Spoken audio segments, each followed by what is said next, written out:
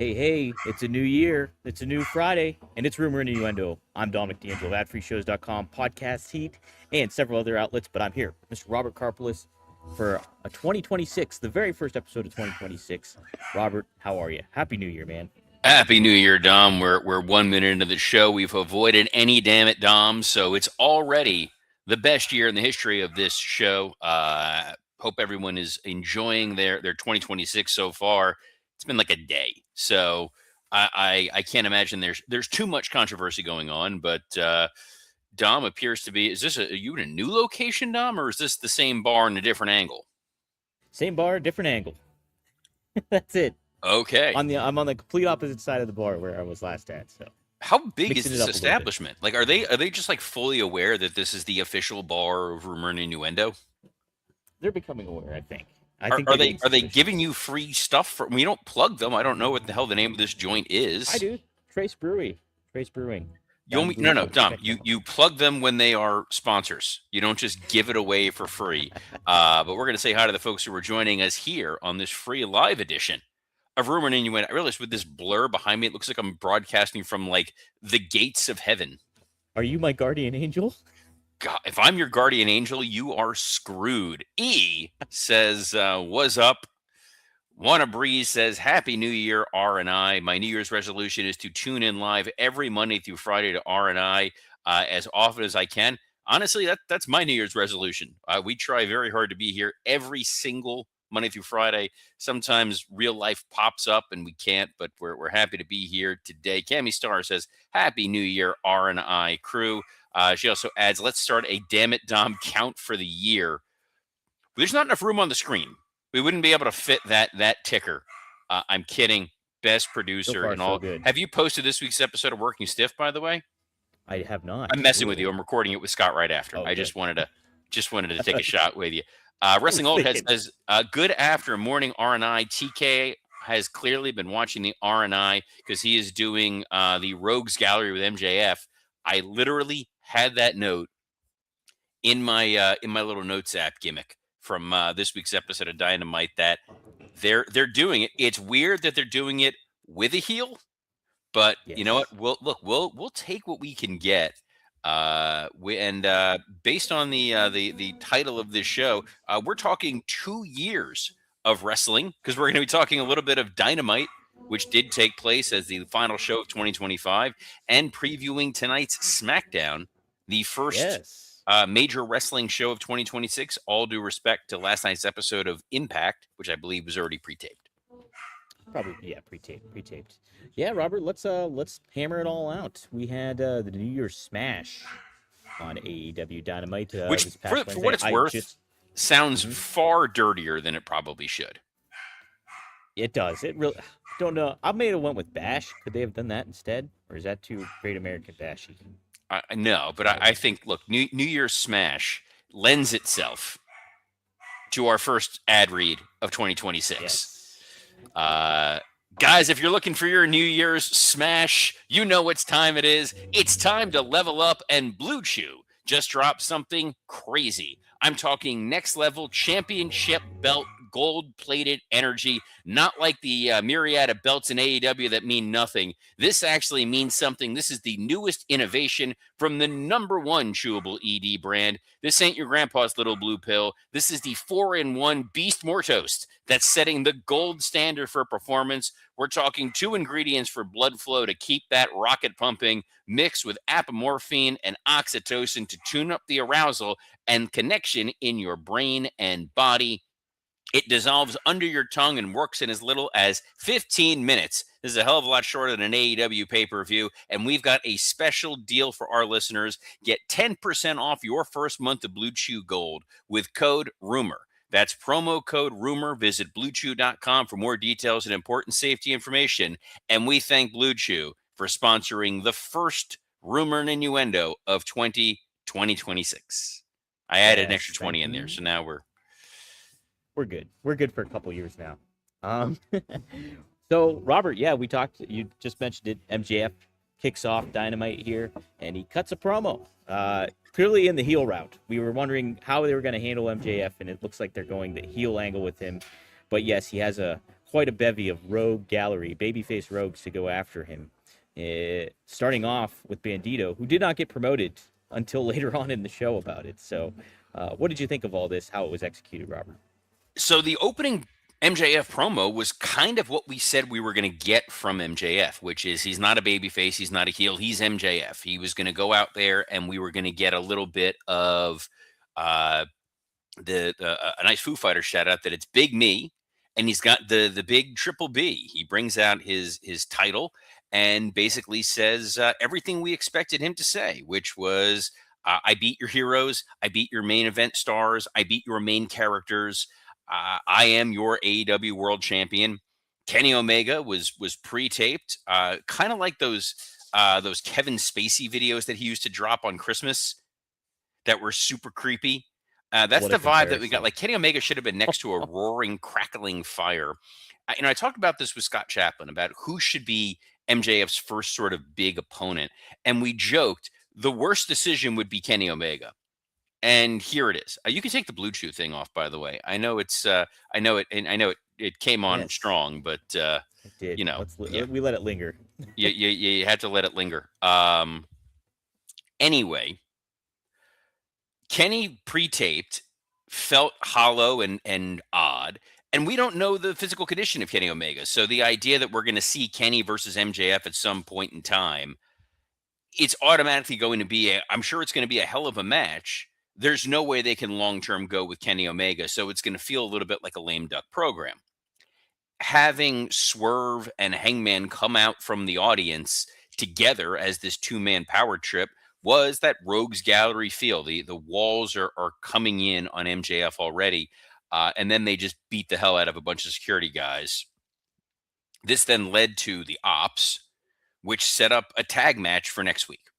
So I'm fine with it. I feel like you told a lot of stories at once. The idea being we're going to get MJF MJF Bandito, not Beast Mortos, which will be the first sort of opponent. Hangman and Swerve are going to be handling the Ops, and then eventually they're going to focus on MJF. And at the meantime, you got Kenny Omega, who's ready and willing to go if he actually shows up for work. Yeah, I kind of felt a little differently when the Kenny promo popped up. I was like, oh, that is intriguing. Like, I think that's a good way to kind of, you have two, arguably your biggest names in the company in MJF and Kenny Omega for different reasons. And so it felt like that's the right step to take because you want to make it feel big and impactful as you move on in this year. And so I thought almost that was appropriate. I just don't, not necessarily a fan of like, hey, all these rogues are coming out and you just like announced earlier, right before everything kicked off, that Bandito was going to face MJF, and so it felt like an afterthought. And it still, they just established it as an afterthought later on. I thought. The strange thing for me with Kenny is it feels like he plays hot potato with whether or not he cares about being AEW World Champion, and I think that's the disconnect that I have. So I'm gonna use a parallel of another part timer in Roman Reigns. Whenever Roman Reigns shows up, it is either I'm showing up as the champion, or I'm showing up to take the title, or I'm showing up to kick somebody's ass who's in my way so that I can then go after the title. Kenny feels like he's got different agendas. There's different things he's focused on. It's not always I want to be world champ, I want to be world champ, I want to be world champ. I did like that he acknowledged like this iteration of Kenny Omega is, I guess, the retirement tour Kenny Omega. I know look, we're probably years away. He's not going to retire in 2026, but the notion of, hey, I might not have that much time left, so I want to be world champion. Great. Let's see follow through with that. But that follow through would involve a lot of in-ring action, and I just don't know physically if Kenny can follow up. Yeah, that is the underlying question of it all. So we'll have to wait and see. Yeah, and it will. It all depends on the follow through with it. Robert, we did have a New Year's Eve Tornadoes Trios match. It was Tony Storm teaming with Roderick Strong and Orange Cassidy taking on, yes, our favorites, the Death Riders. That's Marina Shafir, Daniel Garcia, and Claudio going at it. And Claudio gets the win against Orange Cassidy with his patented European uppercut. So, liked the match overall, just very confused about the Death Riders. This is my fault. watched, we talked about the pay-per-view and I said, boy, this weird mixed nuts challenge match feels like something that should just be on Dynamite. I didn't mean both pay-per-view and Dynamite. I should have been more specific. It was fun. It was fine. The right person went over in this instance. The idea of Orange Cassidy and Tony Storm together doing something it's okay, but it's clear that conglomeration is shorthand, long word shorthand for we got nothing else for you. It's like, let's just stick all these people together and let them just do something wacky. And they're wacky.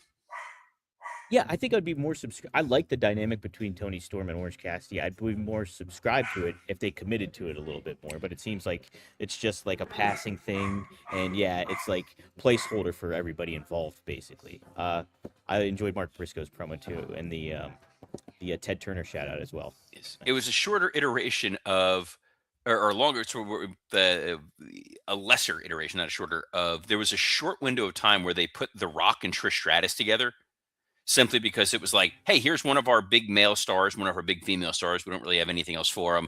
Let them be together. If Orange Cassidy were better positioned in this company as a signature marquee player for him, I'd be all for it. It just really feels like when Tony is not going after a world title and she's not in a deeply personal storyline, it's just kind of running on a treadmill. Yeah, you gotta lay out some groundwork for big stars like that for sure. Both Cassidy and Tony Storm. Well, speaking of big stars, we got Beast Mortos back on TV taking on Bandito. Did you remember that Beast Mortos has the Ring of Honor tag titles? I had no clue. Zero clue. I'll be honest, I didn't realize Sammy Guevara was even back. Like, I forgot. I thought he was still on the shelf and he was injured and he was hurt. I didn't realize not only I didn't even know the ROH tag team titles existed. I just completely forgot about them. Well, I knew that the Ring of Honor has tag titles. It's a Tony Khan run company. There's going to be about 17 titles. Fair. But guess good news. They remember Brodito as a team. And then we got Brody King versus Big Shotty Lee Johnson, which they promoted as, this was a standby match. I haven't looked at the notes. Was there a reason that this happened? Was there did something else run short? Did somebody get hurt at some point in here? But for them to promote it as, this is a standby match.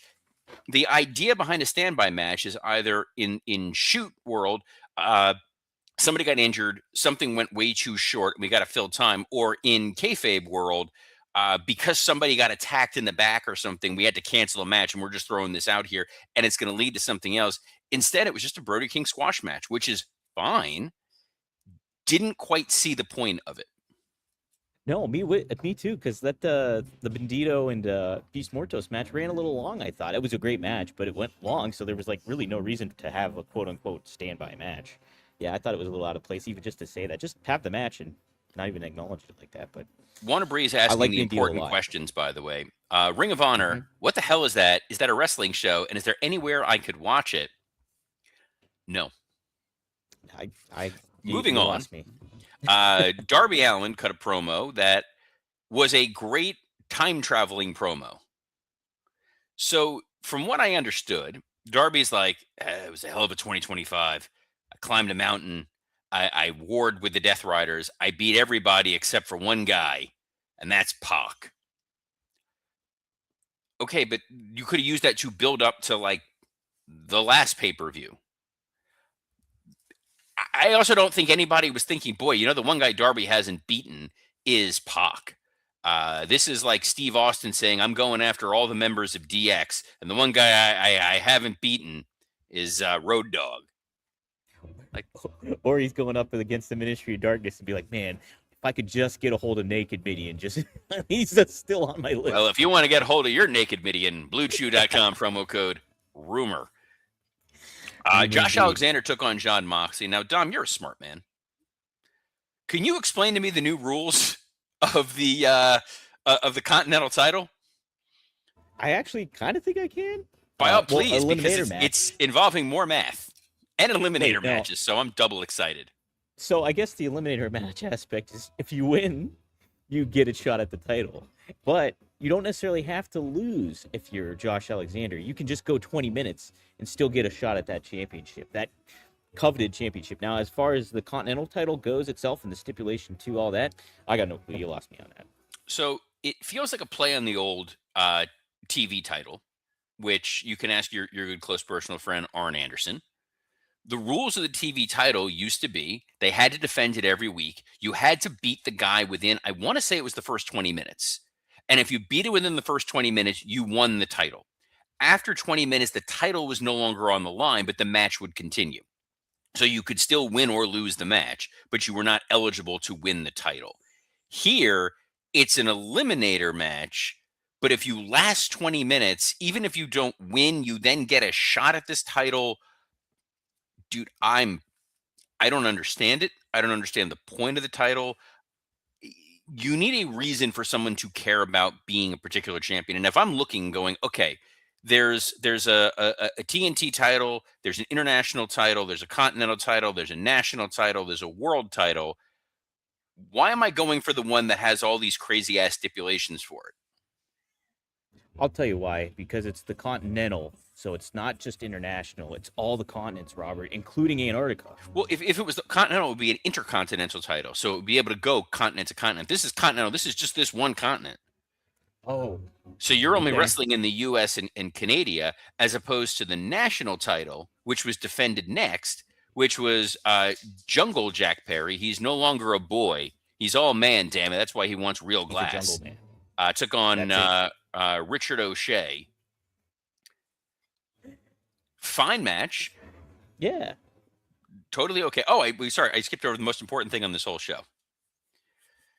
Yes. If you watched Working Stiff and you heard our end of the year thing, I talked about Best on the Microphone.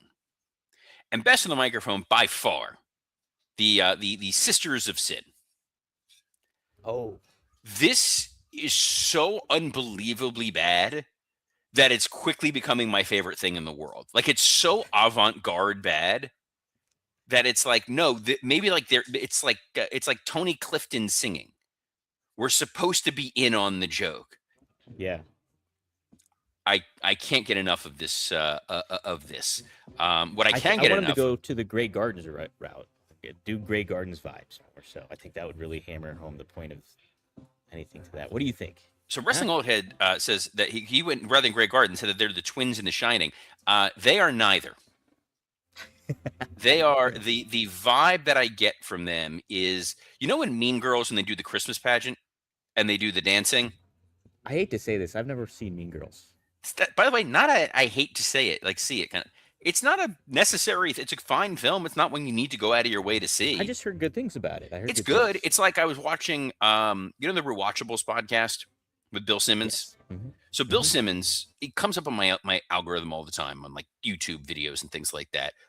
We would be on your algorithm more if Dom put clips up, but that's beside the point. He's a very busy man. He's got you know, ad reads for Rob Van Dam to do with Violent J and Vince Russo and the whole gang. But Bill Simmons, the number one movie he has watched the most in the last 25 years was Devil Wears Prada. What? Yeah. What? Part of his argument was it's his wife's favorite movie, it's his daughter's favorite movie, so it's just on a lot, and it's one you can just jump in at any time.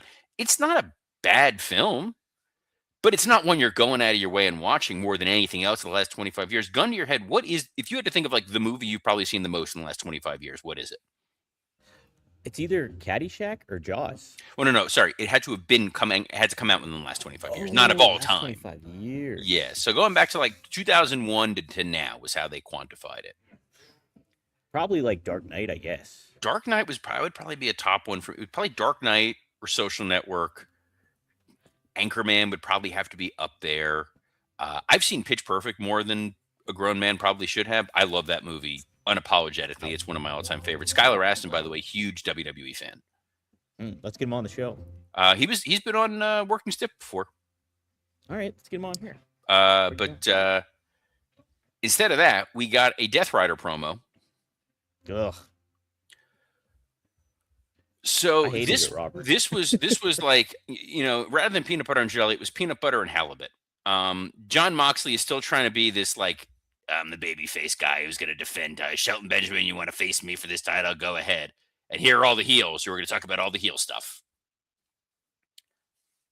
I don't get it. Hey, we missed the headline here, Robert. MVP, he had your jacket on that you had in New York. You notice I that? did notice With the that. coat on? Yeah, MVP and I rocking the same. I did, and it's funny when I was in the city, I saw that jacket in the window of a store, and I was like, "Oh, there we go." There it So is. clearly, I'm doing a little marketing for them. But thank you for that. It was very cold in New York, and I was very very happy about that. I did have Yeah. one wrestling interaction, which I'm going to tell that story on Working Okay, we'll Stiff. wait for it. So We'll wait for it. that's worth checking out. Uh, Less logical than walking around outside in a fairly thin coat in 14-degree weather.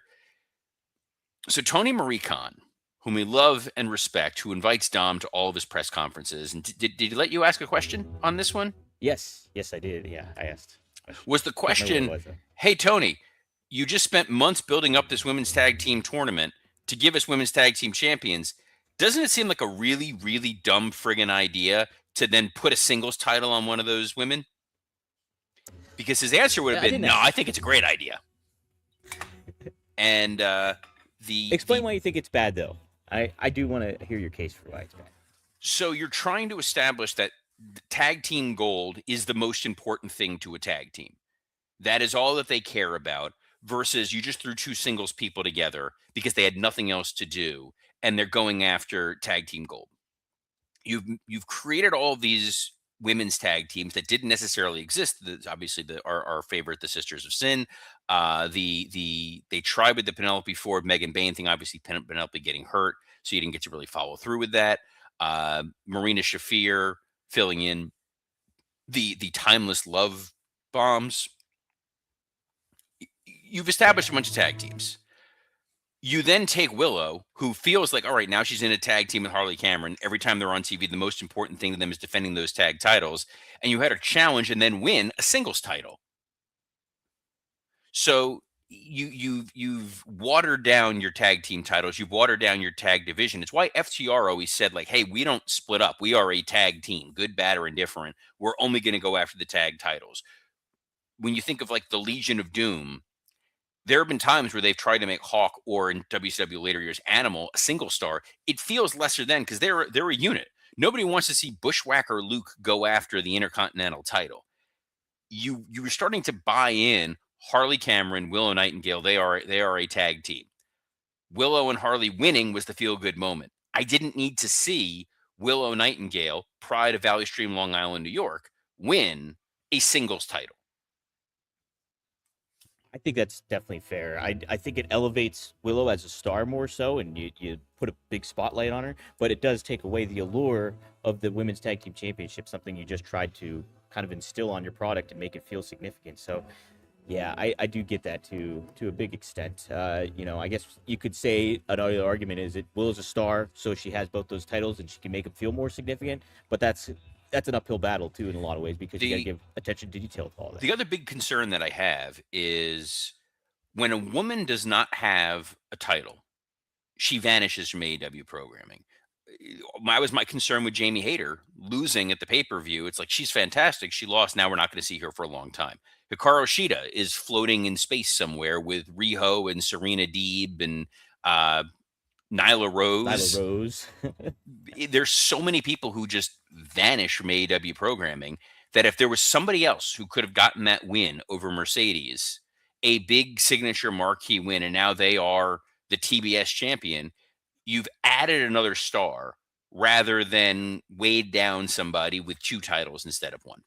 But I'm with you. We'll see. What we will see, Alex Windsor points out Wrestling Old Head is missing too. She may have been back in the UK for a holiday. That's true. With Pac, who also vanishes for months at a time.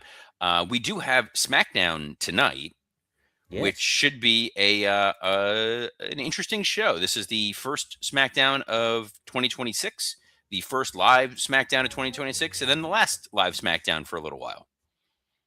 That is very true. And it's hailing from Buffalo, New York, Robert. Oh, I'm sure it's toasty warm. Very warm. Probably no snow on the ground whatsoever. A certain somebody is going to be on that show, Robert, and I happen to be related to him. Potentially, he might be on the show. FYI. So you keep your eyes peeled for a fellow Italian. I did not know you were related to Damian Priest. Well, now you do. Oh, no. Well, Oh no, Dre Owens said 3-hour SmackDown. Is tonight the first 3-hour SmackDown? Oh my God. I guess it is. Didn't think about that. Damn Not it. needed. I was cool with 2. I'm fine. I'm fine with the 1-hour SmackDown. You want to go to 60 minutes? Let's make it happen. Looks like there's 3 matches announced for this show. There's an 8-women tag: Alexa Bliss, Charlotte Flair, Rhea Ripley, and Io Sky versus Nia Jax, Lash Legend, and the Kabuki Warrior. So a lot of different stories going on there. Pretty sure this was the majority of the War Games match. Yeah. But what the hell? What the hell do I know? Jade Cargill versus Mishin, where if Mishin wins, she gets a title shot. So guess who's winning by countout or disqualification? Oh. And an So ambulance that's an eliminator match. What? An eliminator. Yeah, match, it's an eliminator match. And then an ambulance match: Damian Priest versus Aleister Black. Is there a world in which Damian Priest beats up Aleister Black, drags him to the ambulance, opens up the ambulance door, and gets hit in the face with a fireball? Probably. Could happen. Was there somebody hiding in the ambulance waiting to attack? Probably. We'll see. The strangest thing is, someone pointed out the 3 stages of hell, SmackDown, Wrestling Old Head. So that's next week's SmackDown. Drew McIntyre versus Cody. They announced it on the last show. The interesting thing about this, I get it. We're trying to build a big world title match. What's going to happen? A lot of intrigue. It's a taped SmackDown. They're in Berlin. So either they're just giving you a lame duck main event to make it seem like, hey, come and tune in and watch this, but there's no way something big is going to happen, or something big is going to happen, and we're going to know about it hours in advance, and it's not going to be a surprise. Correct. Yes. So interesting choices on their part. One choice that's not interesting, but essential. It's not an interesting choice. It's the standard choice. It's the only choice. That's joining us every Monday through Friday at noon Eastern on a plethora of platforms, including the WWE Creative _ISH X account, the @Dominic D'Angelo X account, the @SE Scoops X account, and on YouTube on Rumor and Innuendo, Podcast Heat, and ad-free shows. Hell of an episode here today. Hell of a start to 2026. So on behalf of the most error-free producer of 2026, Dominic D'Angelo, I'm Robert Karpolis. Best of luck in your future endeavors. Days without an accident, 1. Shh.